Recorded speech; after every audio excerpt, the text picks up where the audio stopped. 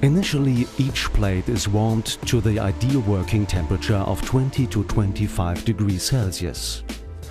8 high-speed burners, each 250 kilowatts, are steplessly modulated.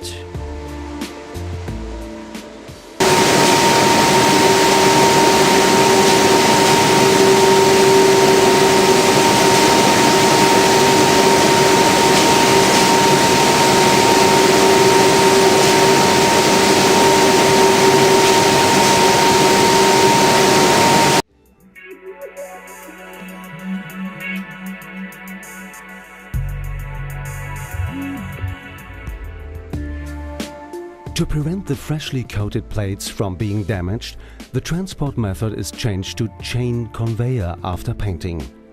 This reduces contact to the plate to only 12 small points per square meter. The drying oven is 25 meters long and equipped with 6 ventilators. 3 gas burners allow for 3 different